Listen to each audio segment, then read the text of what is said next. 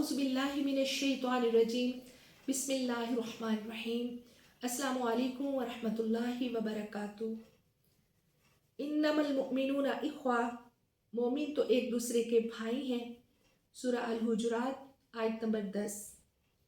मेरी बहुत अजीज़ बहनों और भाइयों, जैसा कि आप सब जानते हैं, दहशतगर्द इज़राइल बेलगाम हो गया। अंबिया की सरजमीन को लहू लहू किया गया।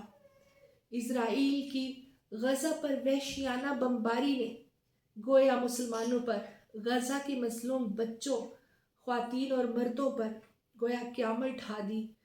उनकी रियासती दहशतगर्दी इतनी बेलगाम हो गई कि रिहायशी इमारतों को बिला खौफ व ख़तर निशाना बनाया गया। सैकड़ों ख़ानदान बेघर हो गए। ज़ख्मी बच्चे तड़पते रहे। ख्वातीन की दिल दहला देने वाली दुआएं थीं। निहत्ते मुसलमान पत्थरों से दिफा करने पर मजबूर रहे। गज़ा में गोया बारूद की बू में जनाजे उठते रहे। 22 लाख अहले गज़ा में से लाखों अफराद को शहीद कर दिया गया। 14 लाख लोग बेघर हुए। 2 लाख बिल्डिंग्स तबाह बर्बाद कर दी गई। 35 अस्पतालों में से आधे हॉस्पिटल मिस्मार कर दिए गए। 2000 मासूम बच्चे, ख्वातीन और अहले फ़लस्तीन मलबे तले दबे हुए हैं। इन हालात में उम्मत मुस्लिमा का क्या फ़रीज़ा है? हमारा इस वक्त वही फ़रीज़ा है जिसके बारे में नबी मेहरबान सल्लल्लाहु अलैहि वसल्लम अपनी उम्मत को तालीम दे गए कि मेरी उम्मत जस्ते वाहिद की तरह है कि जिस्म के एक हिस्से में जब कोई दर्द होता है तो उसका दर्द पूरा जिस्म महसूस करता है। अगर आँख में दर्द हो तो पूरा जिस्म उस आँख की दर्द को महसूस करता है। सर में दर्द हो तो पूरा जिस्म उस दर्द को महसूस करता है। कभी ऐसा नहीं होता कि कान दर्द में मुब्तला हो और जिस्म सो रहा हो, दांत में दर्द हो और जिस्म सो रहा हो, ऐसा नहीं होता। जैसे एक जिस्म के एक हिस्से में दर्द हो, पूरा जिस्म उस दर्द को महसूस करता है। ऐसे ही उम्मत के लिए किसी शायर ने कहा, अखुवत इसको कहते हैं जो बेकांटा जो काबुल में, तो हिंदुस्तान का हर पीरो जवां बेताब हो जाए। आज अगर अहले फ़लस्तीन तकलीफ में मुब्तला हैं, उन पर धौंस धांधली जुल्म बर्बरियत के ज़रिए उनकी जगहों पर, उनके घरों पर, उनके वतन पर कब्ज़ा किया गया। ना सिर्फ कब्ज़ा किया गया, उन पर बारूद गिराए गए।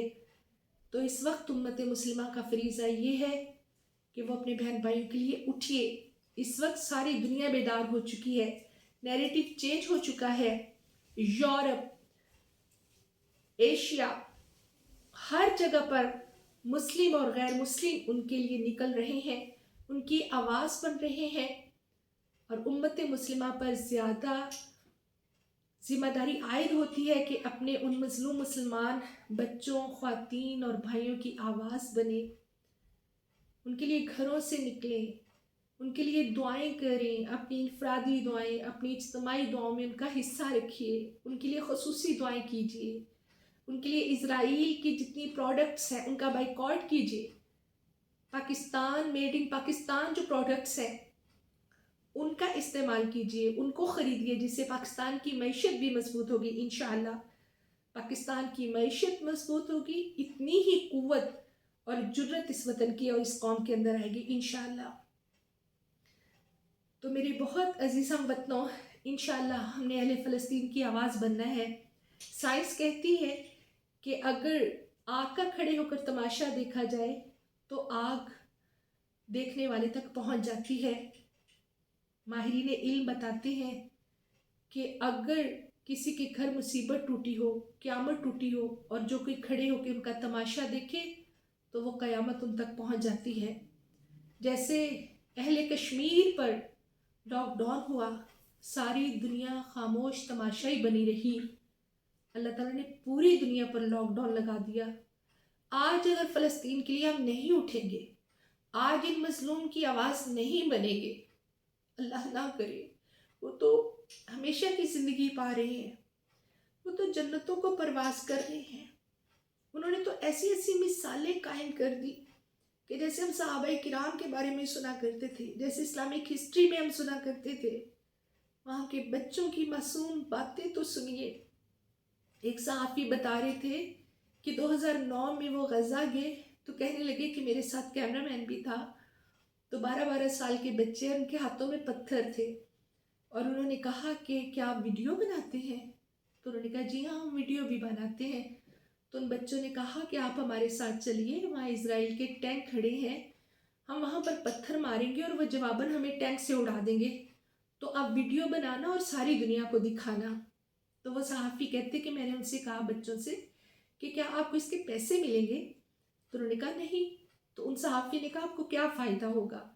تو ان بچوں نے کہا کہ ہم دنیا کو بتانا چاہتے ہیں کہ قبلہ اول کی حفاظت کے لیے ہم نے اپنی جانیں تک پر اڑا دی، اپنی جانوں کے نذرانے دے دیے، اور ہم پر کتنا ظلم ہو رہا ہے، اہل فلسطین پر یہود کتنا ظلم کر رہے ہیں یہ صہیونی طاقتیں۔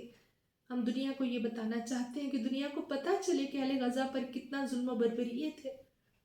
ایک بچے سے کسی نے سوال کیا کہ بیٹا تم بڑے ہو کے کیا بنو گے؟